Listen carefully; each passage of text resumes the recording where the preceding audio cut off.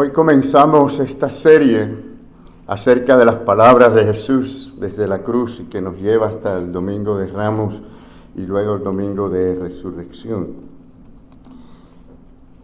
¿Qué significa para ti esta palabra, perdón, ser perdonado? Piense bien qué es lo que realmente significa para usted. A un hombre que no podía hablar o no era capaz de hablar, se le pidió que definiera la palabra perdón. Y él agarró un lápiz y empezó a escribir y escribió: es la hermosa fragancia que produce una flor cuando se pisotea. Y en otra ocasión, otra persona, un poeta desconocido, escribió acerca del perdón lo siguiente: dice, los perfumes del árbol santalún se fragmentan por el hacha que lo divide. Así sea que el hombre que espera ser perdonado, perdone y bendiga a su enemigo. El verdadero perdón es más fragante mientras más grande es el golpe contra él. Pues sí, las primeras palabras, las primeras frases que tenemos de Jesús desde la cruz, mis queridos hermanos, es una oración a Dios pidiendo que perdone a aquellos culpables de ponerlo a Él allí. Esta primera de las 7 palabras de Jesús desde la cruz nos muestran a nosotros que el Salvador sabía exactamente lo que estaba haciendo y por qué estaba allí. 3 de estos dichos, o las primeras palabras, fueron dirigidos a Dios y 4 de ellos fueron dirigidos a los hombres. En momentos diferentes las dijo, con diversos propósitos, pero todas tienen una unidad inequívoca entre las 7 palabras del Señor. Perdón, qué palabra tan extraordinaria. ¿Cuánto hemos deseado y experimentado el perdón de alguna persona o de Dios? ¿Lo hemos experimentado? Amén. Según el Evangelio de Lucas, allí colgado el Señor entre 2 malhechores, y mientras los soldados pues repartían ahí sus vestidos, Jesús decía: Padre, perdónanos, porque no saben lo que hacen. Esta primera palabra, en cierto sentido, fue el fundamento de todas las 6 otras palabras que el Señor dijo. Porque a menos que Jesús hubiera dicho estas palabras, mis queridos hermanos, a menos que Cristo hubiera poseído un espíritu perdonador, pues no hubiera salvación, no hubiera habido efectividad en esa obra de la cruz y estuviéramos en condenación. Imagínense si el Señor desde la cruz dice palabras solamente de justicia, estaríamos condenados todos, ¿no? Pero tan pronto comenzaron a fluir aquella sangre preciosa del Señor a ser derramada, comenzaron a fluir estas poderosas palabras de Cristo, porque Él era el gran sumo sacerdote que comenzaba a interceder. En primer lugar, en esta mañana quiero que vengan conmigo al peor momento de la historia.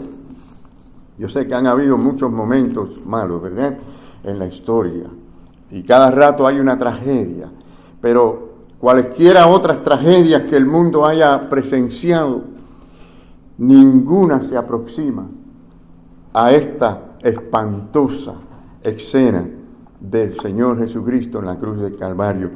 Es decir, estamos viendo la situación o el cuadro del hombre perfecto, el mejor hombre que ha existido sobre la faz de la tierra y que era condenado, crucificado, asesinado por pecadores como un criminal común. Cuando Clovis, rey de los francos, quien gobernó en lo que viene siendo hoy día Francia y Bélgica, cuando este hombre se convirtió al cristianismo, al principio, claro que no tenía todas las doctrinas y las teologías refinadas, ¿no? Pues tenía que perfeccionarse mucho, pero cuando él oyó esa historia de Jesucristo, que fue crucificado en la cruz. Dice la historia que sacó su espada, la levantó y dijo: si yo y mi ejército franco hubiéramos estado allí, no le habrían hecho eso. Claro que Cristo tenía que estar allí y era parte del plan de Dios. Pero los hombres que ni siquiera eran dignos de vivir o estar en el mismo tiempo y en el mismo mundo con Jesús, se atrevieron a crucificarlo, y hombres pecadores que decidieron ejecutarlo.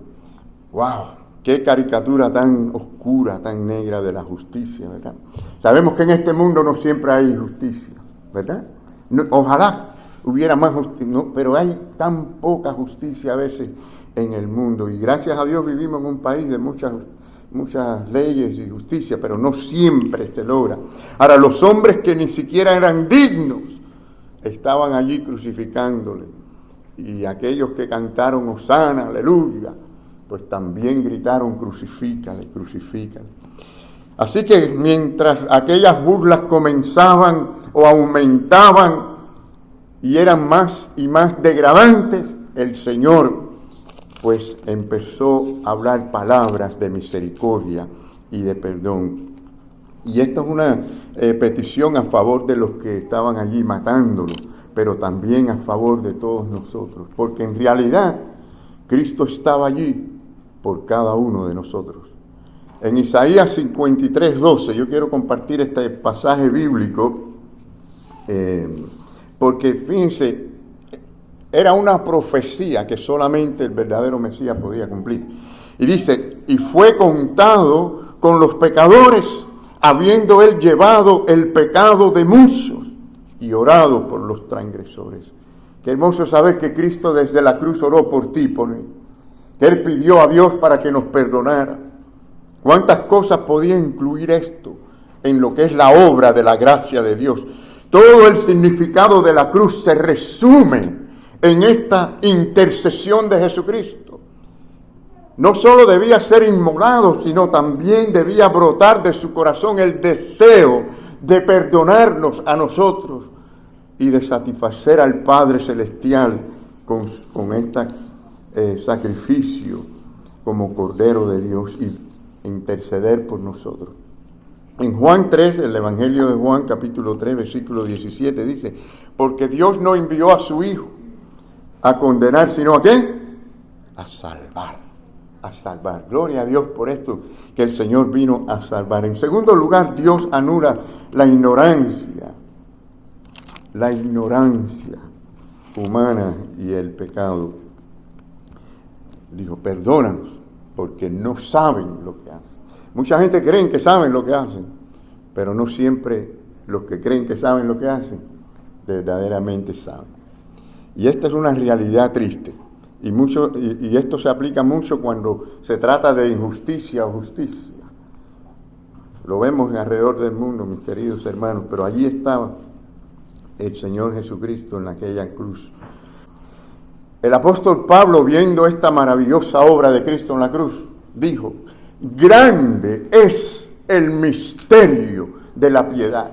Grande es ese misterio que envuelve toda esta obra de Cristo en la cruz del Calvario.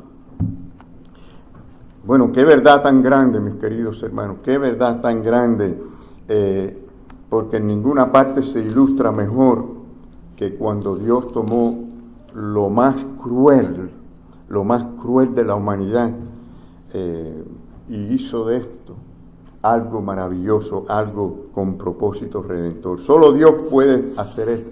Solo Dios puede tomar algo terrible en tu vida, algún problema, alguna tragedia, alguna aflicción, y hacer de eso algo bueno. Solamente Dios puede hacer algo así. De aquella escena tan difícil, allí en la cruz del Calvario, Dios estaba haciendo algo glorioso, pero que todavía no se veía bien ante los ojos humanos. Siglos antes, uno de los profetas más grandes de Israel, me refiero a Isaías, en Isaías 53:10, Jehová quiso quebrantarlo. sujetándolo a padecimiento. Claro, a simple vista puede confundir a algunos. Esto no quiere decir o no significa que Dios estaba deleitándose en el sufrimiento de Jesucristo. Lo que más bien está diciendo es que esa muerte de Jesucristo tuvo la aprobación de Dios en cuanto a alcanzar la vida eterna para nosotros por medio de Él. Es decir, de llevarnos a la vida eterna en salvación. El Salvador que murió en el Calvario en la historia fue asesinado en el corazón de Dios antes de la fundación del mundo. A Dios le dolió ese momento y eso se demostró cuando en pleno día, dice la historia, se oscureció todo. Y si esto fuera poco, hubo un terremoto que rompía las piedras alrededor de aquel Calvario.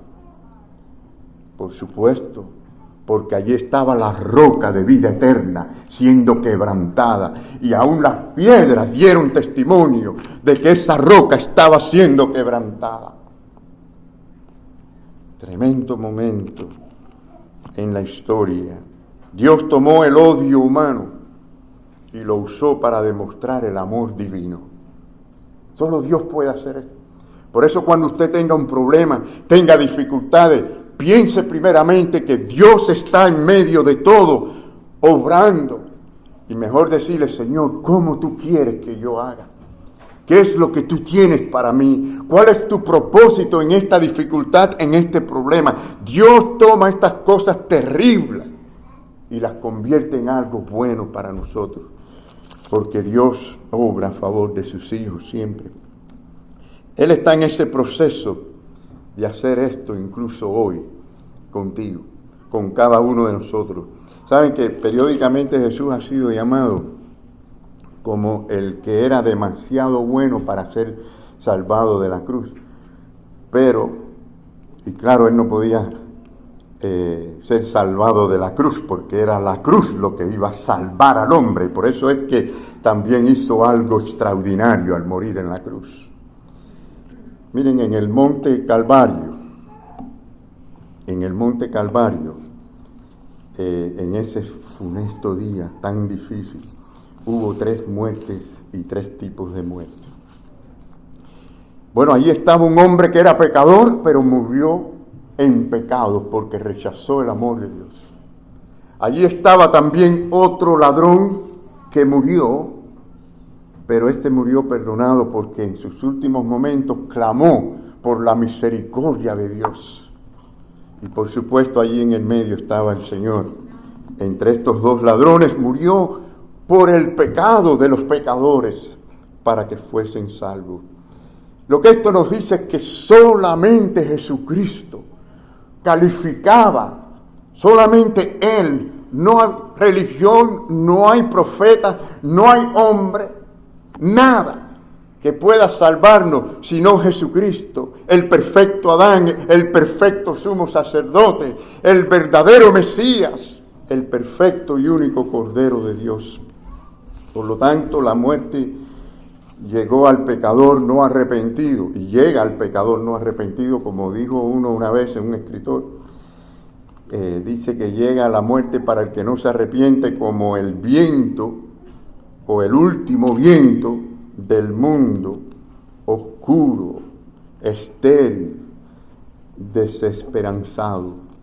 Pero en cambio la muerte llegó a Jesús como un rayo de luz, como la luz del sol que alumbra por el camino de oscuridad, porque saca de la oscuridad al hombre a un camino glorioso. Esa gloria no era muy vista por los ojos humanos en ese momento, porque era muy fácil ver la gloria de Dios cuando hacía milagros. Y vimos su gloria como del unigénito del Padre, cuando convertía los panes y los peces y los multiplicaba, cuando sanaba a los enfermos. Pero en este momento, mis queridos hermanos, pocas personas pueden ver en el Calvario, o pudieron ver allí la luz y la gloria de Dios.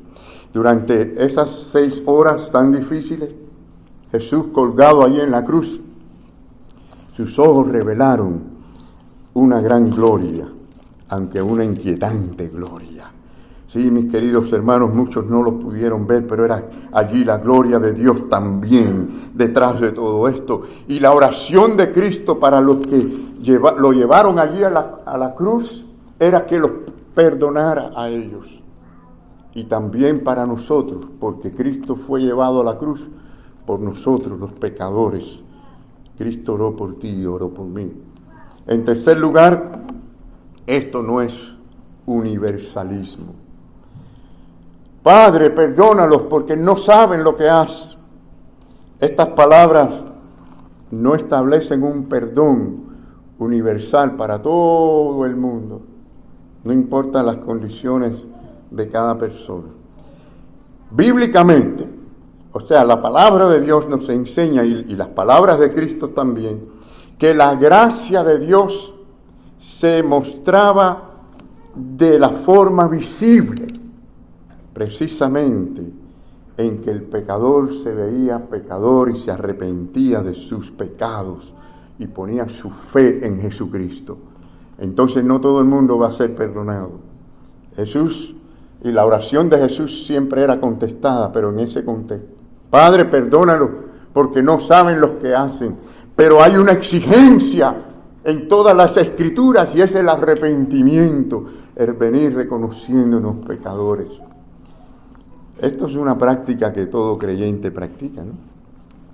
Decíamos en la escuela dominical que en la oración modelo Jesús le enseñó a los discípulos a decir: Padre, perdona nuestras deudas, así como perdonamos a nuestros deudores. Por lo tanto, el creyente verdadero es uno consciente que es pecador y cada día desea la purificación del Señor en su vida, en su forma de andar. Posicionalmente nos ha perdonado, pero en la práctica necesitamos día a día de esa misericordia, de ese perdón de nuestro Señor. Bueno, el amor de Dios por el mundo no significa que salve a todo el mundo. El amor de Cristo, el amor de Dios hacia el pecador llega hasta la cruz. Hasta allí llega. Y es grande, porque dice la palabra: porque de tal manera amó Dios al mundo. Pero llega hasta la cruz. Pero el amor de aquellos que se arrepienten, que son sus hijos, que son sus seguidores, continúa a partir de la cruz. Por eso la palabra de Dios dice muy claramente que todas las cosas ayudan a bien a los que a Dios aman. Dios ama a sus hijos de una manera especial. Una vez prediqué un sermón que a mucha gente se sorprendieron con el título, porque decía: un amor más allá de Juan 3:16. Y es porque mucha gente no entienden que Juan 3:16 habla de un amor muy grande por el pecador, pero llegó hasta la cruz. Queridos hermanos, desde esa cruz el Señor quiere amarte por toda la eternidad, pero debes venir en arrepentimiento. Y esto requiere arrepentimiento, tan sencillo como esto. Así que miren, si ustedes miran la parábola del hijo pródigo, allí hay un perfecto ejemplo, porque este padre quería que su hijo regresara en arrepentimiento, pero no fue hasta que el hijo decidió regresar arrepentido en que pudo recibir la bendición de su padre. Pablo usó las palabras como justificación para hablar de cómo el Señor nos justifica una vez y para siempre. En cambio, los términos de perdón es algo que se aplica diariamente a nuestra vida. Muy interesante. Hermanos, el perdón puede significar otra cosa también. Puede ser el dar o entregar nuestra vida de uno mismo en sentimientos renovados de amistad o de amabilidad, es decir, con propósito amistoso. Y esto se aplica cuando alguien nos ofende. Cuando alguien nos ofende es allí donde tenemos que perdonar. Tristemente he visto personas que me han contado de un mal que le han hecho y que no perdonan a esa gente, familiares y no familiares. Pero la Biblia es muy clara: el que no perdona no será perdonado. Cristo dijo que pidamos incluso: perdona mis deudas, así como yo perdono a mis deudores. Hay que perdonar, y perdonar es perdón. No es, como dice la gente, yo te perdono, pero no olvido. No dicen así. Eso significa, te lo estoy marcando. Si vuelves otra vez a fallar, ahí mismo te lo saco de nuevo. Hermanos, perdonar es borrar. Qué bueno que Dios hace esto. Dice en su palabra que Él borra todos nuestros pecados. Es como que lo dejan cero. Qué bueno saber que el Señor nos perdona así. Y así también tenemos que perdonar. ¿Saben que el Señor le enseñó esto también a los discípulos? En Mateo 5:44 dice, ama a tus enemigos. Es fácil amar al enemigo. ¿Cuánto tenemos algún enemigo? Siempre hay algún enemigo, ¿no? Pero ahora, amar al enemigo, o sea, tratar bien al enemigo es más fácil. Pero amarlo, ¿qué quiere decir esto? Ahora, esto no quiere decir que amemos con sentimiento, yo tengo un lindo sentimiento hacia los enemigos. No, Jesucristo no tenía un lindo sentimiento en la cruz cuando lo estaban allí maltratando y clavándole una lanza por su costado. Pero sí amó. Usted puede amar en servidumbre, sirviendo, haciéndole bien a su enemigo, aunque a usted le hagan mal, aunque usted lo maldigan, usted puede bendecir y desear bendición para esas personas y orar. Por eso dice, y oren. Hay que orar, la oración nos da fuerza, primeramente para poder perdonar y lidiar con nuestros enemigos. Y oren por los que, a pesar de todo, os utilizan y os persiguen. Y os persiguen. Por cierto, la iglesia primitiva tuvo mucha experiencia en esto porque fueron muy duramente perseguidos. Gracias a Dios acá no tenemos esa clase de persecución, pero sería terrible una cosa así. Pero es allí donde se practica, ¿verdad? Igual que el amor, donde se practica mejor el amor, donde hay que ponerlo en práctica. Donde todo es color de rosa, es como la fe, por ejemplo, cuando todo está bonanza y todo está bien, pues la gente no pone mucha fe en el Señor. A veces Dios tiene que sacudirnos para que entonces pongamos nuestra fe y nuestra confianza en el Señor. Bueno, Él dijo, Padre, perdónalos porque no saben lo que hacen. Queremos concluir en esta mañana. Y mi pregunta es, primeramente, ¿tienes un espíritu perdonador? Se dice que el general británico James Edward Cleethorpes oyó a John Wesley predicar un sermón acerca del perdón. Y después, al final de la predicación, se le acercó a Wesley y le dijo, yo nunca puedo perdonar. Y Wesley le dijo, entonces usted nunca puede pecar, porque no serás perdonado. El que no perdona no será perdonado. El predicador y prominente líder del siglo XIX, Thomas DeWitt Talmage, él dijo, en cuanto a este asunto del perdón, le voy a leer un pedazo de lo que él dijo. Dice, yo dediqué como regla, sin excepción alguna, que las personas que tienen más defectos son las más despiadadas al ver los defectos de los demás. Desde el cuero cabelludo de la cabeza hasta la planta de los pies están llenos de celos, de hipercriticismo, encuentran sus vidas como buscando ratas almizcle y tortugas en el fango, en lugar de ir a cazar criaturas en las rocosas montañas y águilas en las alturas. Es como si dijeran, la gente pierde el tiempo a veces buscándole falta y pecado a los demás, cuando debieran dedicarse más a la pureza de su propio corazón. Así que tratemos con bondad a aquellos que están equivocados, aquellos pecadores equivocados, como Cristo fue bondadoso también con ellos. No olvides en ningún momento, no olvidemos que somos pecadores también y que el Señor tuvo que perdonarnos a nosotros. Ay de nosotros si el Señor no nos hubiera perdonado. Esta mujer, Julia Abigail Fletcher Cornell, ella era una escritora cristiana, hija de pastor y también esposa de pastor. Murió en el 1908 con 85 años, pero ella escribió lo siguiente acerca del perdón.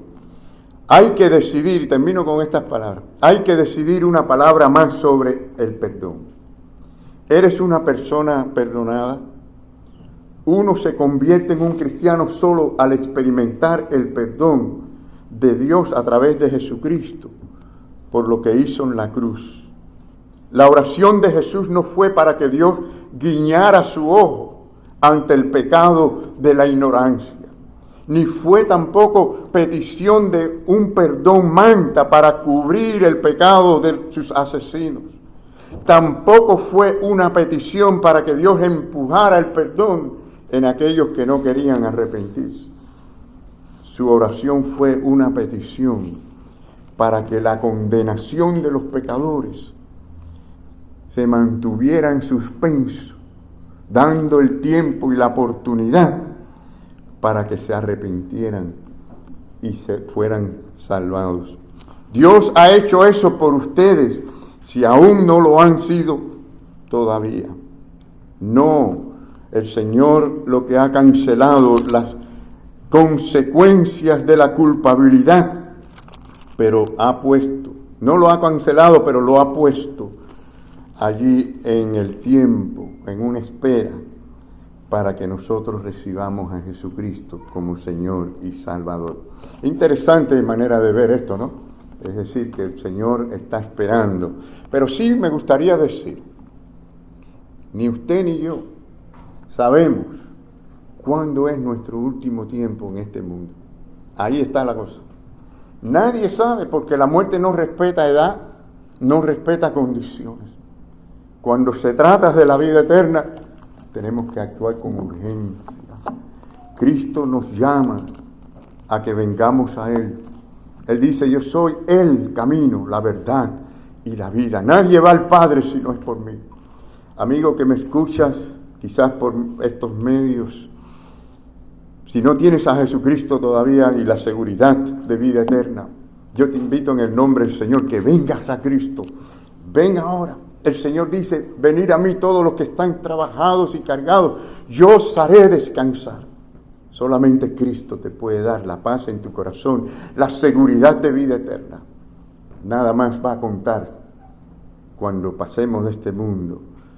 Lo que importa es si tenemos a Cristo, ¿no? Por eso dice la palabra, no habrá condenación para los que están en Cristo Jesús, pero sí la habrá para aquellos que no se arrepientan y vengan a Cristo.